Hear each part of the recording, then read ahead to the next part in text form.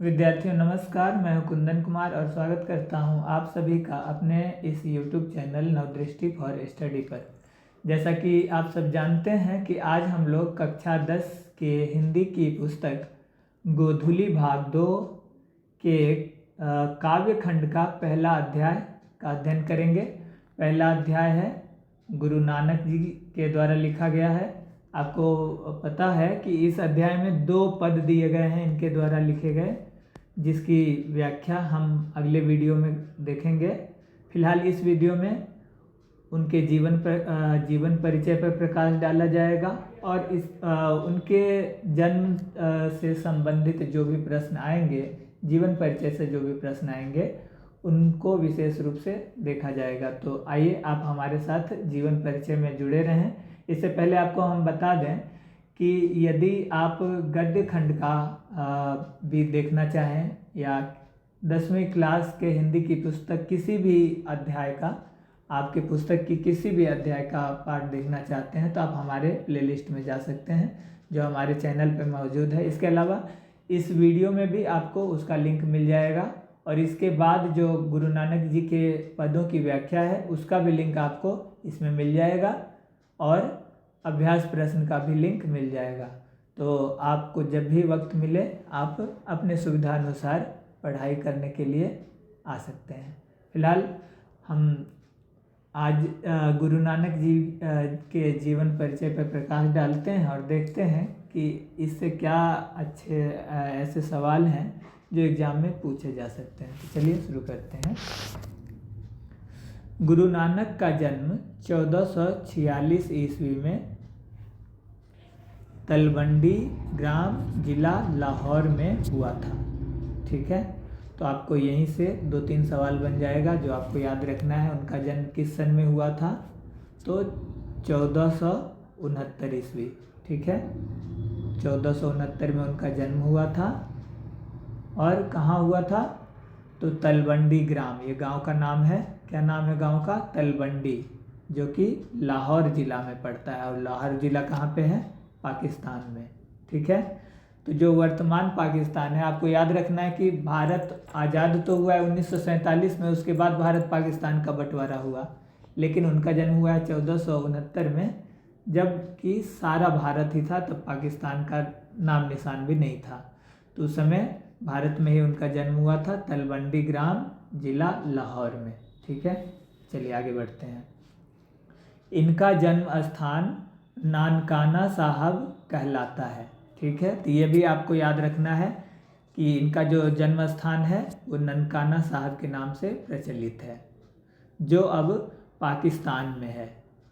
इनके पिता का नाम कालूचंद खत्री, माँ का नाम तृप्ता और पत्नी का नाम सुलक्षणी था। ठीक है, तो आपको ये भी तीनों नाम याद रखना है। इनके पिता का क्या नाम था? तो कालूचंद खत्री। माँ का क्या नाम था? तो तृप्ता। और उनके पत्नी का नाम था सुलक्षणी। ठीक है, चलिए आगे बढ़ते हैं। इनके पिता ने इन्हें व्यवसाय में लगाने का बहुत उद्यम किया। उद्यम मतलब प्रयास, कोशिश। उन्होंने बहुत प्रयास किया कि ये अपने पिता का व्यवसाय संभालें। ठीक है, किंतु इनका मन भक्ति की ओर अधिक झुकता गया। लेकिन पिता ने बेशक चाहा कि वो व्यवसाय में शामिल हों, अपने पिता का हाथ बटाएं, लेकिन इनका मन बचपन से ही भक्ति में लगा रहा। भक्ति में अधिक से मतलब जैसे जैसे दिन बीतता गया और भक्ति में डूबते गए। चलिए आगे देखते हैं। इन्होंने हिंदू मुसलमान दोनों की समान धार्मिक उपासना पर बल दिया। कहते हैं कि इन्होंने हिंदुओं को और मुस्लिमों की जो भी उपासना है, मतलब जो भी उनके ईश्वर हैं, उन दोनों के जो तरीके हैं उपासना के, सब पर इन्होंने बल दिया। किसी का भी इन्होंने विरोध नहीं किया, दोनों का समर्थन किया। हिंदुओं के जो पूजा पाठ का तरीका है और उनका जो है, उन सब का, उनके दोनों धर्मों की धार्मिक उपासना को इन्होंने समर्थन दिया। किसी को बुरा नहीं माना या किसी पर कटाक्ष नहीं किया। वर्णाश्रम व्यवस्था और कर्मकांड, ध्यान रखना है कि उनकी जो उपासना है उस पे इन्होंने नहीं किया कुछ, मतलब विरोध नहीं किया, लेकिन उपासना के जो तमाम तरह के जो तरीके हैं, जो अंधविश्वास है, लोगों की जो मान्यता है, उसका उन्होंने विरोध किया है। ठीक है, जैसे वर्णाश्रम व्यवस्था और कर्मकांड। इन वर्णाश्रम का क्या मतलब होता है? जैसे आपको पता है कि अपने हिंदू धर्म में 4 वर्ण बना दिए गए थे और सबके लिए अलग अलग व्यवहार था समाज में। जो सबसे ऊंचे दर्जे के थे वो समाज में प्रतिष्ठित थे, जबकि जो सबसे नीचे दर्जे के वर्ण वाले थे उनके साथ भेदभाव होता था, छुआछूत माना जाता था। तो उन्होंने इन सब का विरोध किया। क्या क्या चीज़ का विरोध किया? वर्णाश्रम व्यवस्था और कर्मकांड का विरोध करके निर्गुण ब्रह्म की भक्ति का प्रचार किया। ठीक है, इन्होंने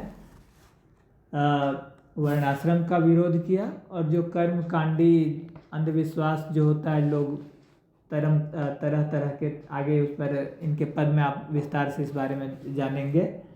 तो जो अंधविश्वास है अपने हिंदू धर्म में, पूजा उपासना की जो तरीका है, कई ऐसे तरीके हैं जो इन्होंने उचित नहीं माना, उसका उन्होंने विरोध किया। गुरु नानक ने व्यापक देशाटन किया। देशाटन मतलब देश भर में घूमे, मतलब उन्होंने खूब भ्रमण किया, यहाँ से वहाँ तक पूरे देश भर में घूम घूम के इन्होंने अपने धर्म का प्रचार किया होगा। सबको ईश्वर के बारे में बताया, उनकी जो भी मान्यता थी ईश्वर को लेकर, उसका उन्होंने प्रचार प्रसार किया। तो पूरे देश में ये घूमे और मक्का मदीना तक की यात्रा की। ये मक्का मदीना तक भी गए। आपको पता है ना, मक्का मदीना मुस्लिमों के लिए एक पवित्र जगह है। तो इन्होंने वहाँ पर भी जा कर के देखा। मुगल सम्राट बाबर से भी इनकी भेंट हुई थी। गुरु नानक ने सिख धर्म का प्रवर्तन किया। तो आपको याद रखना है, जो अगर पूछा जाए कि इनकी भेंट मुगल के किस सम्राट से हुई थी, तो बाबर से हुई थी। तो आपको याद होगा बाबर ने 1526 में भारत में अपना अधिकार जमा लिया था और इनका जन्म हुआ था कब? 1469 ईस्वी में। तो और इनकी मृत्यु तो बाद में हुई थी 1539 के आसपास। तो मतलब जब बाबर आए थे भारत में, उस समय ये काफ़ी प्रसिद्ध हो चुके थे, लोग इनको बहुत मानते थे गुरु के रूप में। तो इनकी मुलाकात जो है बाबर से भी हुई थी और इन्होंने सिख धर्म का प्रवर्तन किया, मतलब इन्होंने सिख धर्म की नींव डाली, स्थापना की।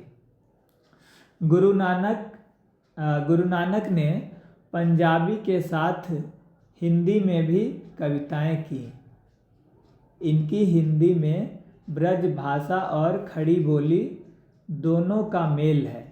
ठीक है, तो इनकी जो कविताएं हैं उसमें आपको खड़ी बोली और ब्रज भाषा,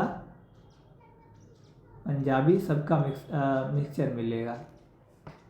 इनके भक्ति और विनय के साथ बहुत मार्मिक हैं। माफ़ कीजिएगा, कहा जा रहा है कि इनके भक्ति और विनय के पद बहुत मार्मिक हैं। तो इनका जो पद है भक्ति का या विनय का भी एक तरह से भक्ति का ही, जिसमें भगवान को ही सर्वा मान के और खुद को तुच्छ बताया जाता है, तो बहुत मार्मिक हैं। इनके दोहों में जीवन के अनुभव उसी प्रकार गुथे हैं जैसे कबीर की रचनाओं में, लेकिन इन्होंने उलटबासी शैली नहीं अपनाई। ठीक है, तो कह रहे हैं कि ये कबीर के ही तरह इनका भी अपना विचार है और वो भी निर्गुण उपासक ही थे, ये भी निर्गुण उपासक हैं। तो आप समझ सकते हैं काफ़ी समानताएं थी, किंतु उन्होंने जिस तरह से उलटवासी शैली का प्रयोग किया है कबीरदास जी ने, उनके बारे में कहा जाता है वो क्या कहते हैं, समाज में जो कुरीतियां हैं, जो अंधविश्वास हो, उन पर डायरेक्ट कटाक्ष करते हैं। चाहे हिंदू धर्म के अंदर मूर्ति पूजा की बात की जाए या मुस्लिमों के भी जो रीति रिवाज हैं, तो वो खुल के जो कटाक्ष करते हैं, तो ये उस तरह से कटाक्ष नहीं करते हैं। इन्होंने उलटवासी शैली का प्रयोग नहीं किया है। इनके उपदेशों के अंतर्गत गुरु की महत्ता, मतलब गुरु की महत्ता मतलब गुरु का जो महत्व है हमारे जीवन में, उस पर बल दिया गया है। संसार की क्षणभंगुरता, और इस पर कि संसार में जो है हम जो कुछ भी कमाना चाह रहे हैं, मतलब धन से लेकर अपना यश वगैरह, ये सब का कोई मोल नहीं है। मतलब ये संसार जो है नश्वर है। तो संसार की क्षणभंगुरता, ब्रह्म की सर्वशक्तिमत्ता, मतलब जो ईश्वर हैं वही सर्वशक्तिमान है, वही जो चाहते हैं वही होता है, अपने हाथ में कुछ नहीं। यही सब मतलब ईश्वर की बड़ाई, तारीफ या उनका गुणगान। नाम जप की महिमा, और नाम जप, जैसे नाम जपने का जो कीर्तन होता है, राम नाम का जो जाप किया जाता है, राम राम या हरे राम जो कुछ है, तो वो जो भगवान का नाम लेके कीर्तन करते हैं, उस कीर्तन करने से क्या फ़ायदे हैं उस बारे में, मतलब इस कीर्तन की महिमा। ईश्वर की सर्वव्यापकता आदि। तो ईश्वर की सर्वव्यापकता मतलब कि ईश्वर कहाँ कहाँ पूरे विश्व में किस तरह से हर कण कण में विराजमान है ईश्वर, इस बारे में। तो ये सब विषयों पर इनके पदों में बात की गई है। ठीक है, चलिए आगे बढ़ते हैं। आदि बातें मिलती हैं इनके पदों में, इन्हीं यही सब बातें मिलती हैं। इनकी रचनाओं का संग्रह सिखों के 5वें गुरु अर्जुन देव ने सन 1604 ईस्वी में किया। ठीक है, तो ये भी आपको याद रखना है। इनके रचनाओं का संग्रह किसने किया था? तो सिख धर्म के 5वें गुरु जो थे अर्जुन देव, उन्होंने किया था। किसने? अर्जुन देव ने। और कब किया था? तो 1604 ईस्वी में। ठीक है, जो गुरु ग्रंथ साहब के नाम से प्रसिद्ध हुआ। और जो उन्होंने जिस पुस्तक में इन सभी पदों को संकलित किया, वो किस नाम से प्रसिद्ध हुआ? उसका क्या नाम पड़ा? तो गुरु ग्रंथ साहब। आप जानते हैं जिस तरह हिंदू धर्म का पवित्र ग्रंथ माना जाता है रामायण गीता आदि को, उसी तरह सिख धर्म का पवित्र ग्रंथ है ये क्या? तो जो इन्होंने लिखा है, किसने लिखा है? अर्जुन देव ने। चलिए, क्या नाम है? गुरु ग्रंथ साहब। आगे बढ़ते हैं। गुरु नानक की रचनाएं हैं, उनके जो रचनाएं हैं ये भी इम्पोर्टेंट है, वो भी आपको याद रखना है। आपको देखिए, एक तो ये याद रखना ही है कि इनके जो पद हैं उनका जो है संकलन 5वें सिख धर्म के 5वें गुरु अर्जुन देव ने 1604 ईस्वी में किया था, और जिस ग्रंथ को गुरु ग्रंथ साहब के नाम से जाना जाता है। और गुरु नानक ने उसके अलावा मतलब अपनी स्वतंत्र रूप से जो रचनाएं लिखी हैं उनका यहाँ पे नाम दिया जा रहा है। उन पुस्तकों का नाम है, किन पुस्तकों के नाम, किन पुस्तकों में उनकी रचनाएं हैं, तो याद रखना है। जपू जी, आशा दीवार, रहीरास और सोहिला। नाम एक बार नोट कर लीजिए, याद कर लीजिए। जपू जी, जपू जी, आशा दीवार, रहीरास और सोहिला। चलिए आगे बढ़ते हैं।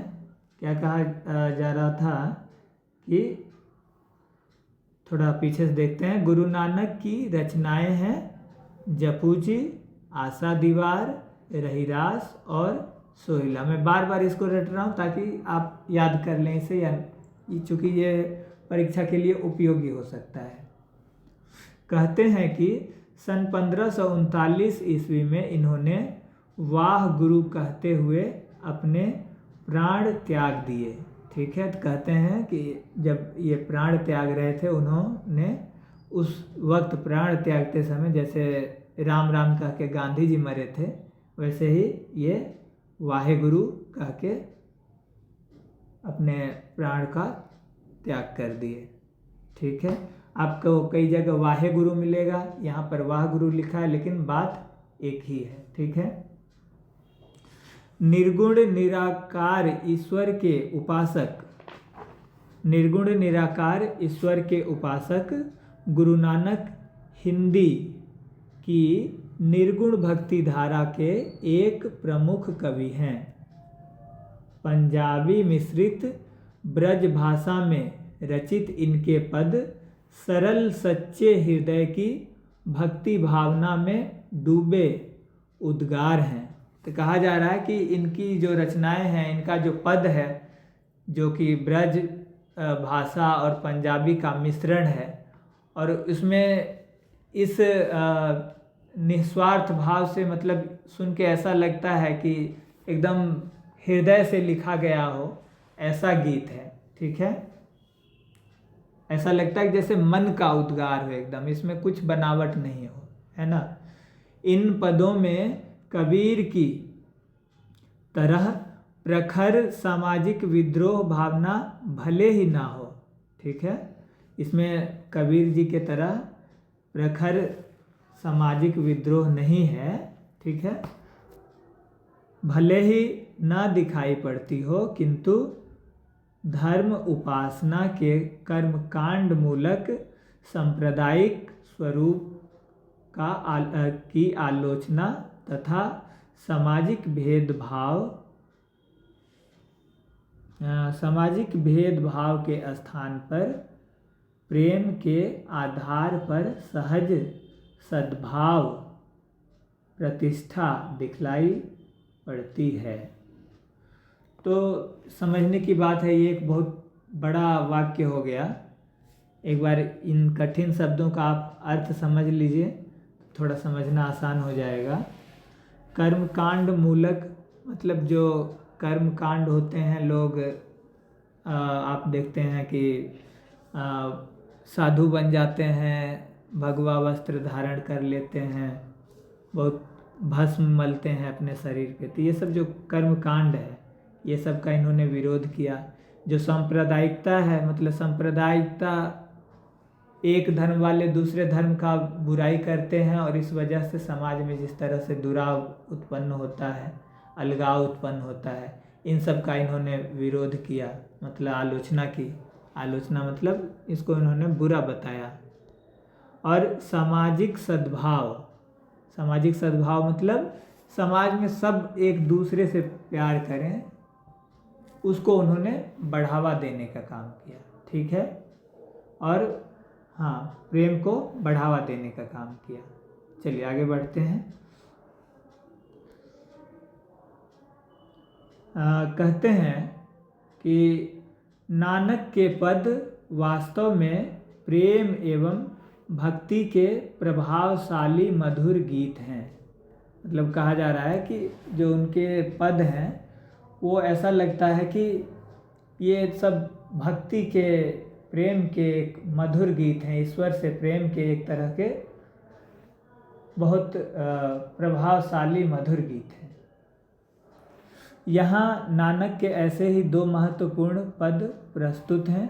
कहाँ? आपकी पुस्तक में, जो आपको अगले वीडियो में मिलेगा। प्रथम पद बाहरी वेशभूषा, पूजा पाठ और कर्मकांड के स्थान पर सरल सच्चे हृदय से राम नाम के कीर्तन पर बल देता है। ठीक है, तो जो पहला पद है उसमें ये कर्मकांड का विरोध करके पूजा पाठ की जो तमाम तरह की प्रक्रियाएं हैं, तरीकाएं हैं, लोग तमाम तरह का बताते हैं, ऐसे पूजा कीजिए, वो कीजिए, ये चढ़ाइए, वो चढ़ाइए। तो ये सब का विरोध करके उन्होंने भगवान के नाम का कीर्तन, उनके नाम को जपने पर जो है बल दिया है। ठीक है, क्योंकि नाम कीर्तन ही सच्ची अस्थाई शांति देकर व्यक्ति को इस दुखमय जीवन के पार पहुंचा पाता है। द्वितीय पद, ठीक है। कहा जा क्यों ऐसा है, क्योंकि कहते हैं कि ये राम नाम का जो कीर्तन है या नाम भगवान के नाम लेने की जो परंपरा है, यही कीर्तन जो है ये जो दुखमय संसार है इससे हमें मुक्ति दिलाता है। ऐसा गुरु नानक जी का मानना है, गुरु नानक देव का मानना है। द्वितीय पद में सुख दुख में एक समान उदासीन रहते हुए मानसिक दुर्गुणों से ऊपर उठकर, ठीक है। मानसिक दुर्गुण मतलब जो सांसारिक मोह माया में फंसने के बाद जिस तरह की मानसिक अवस्था होती है, लोभ, क्रोध, काम, अर्थ उपार्जन करना, ये सब से बच के, ठीक है। तो कह रहे हैं कि ये जो भाव हैं इन सब से कुछ अलग करके जो इन सब के चक्कर में बिल्कुल ना पड़े। एक बार देखिए फिर से क्या कहा जा रहा है।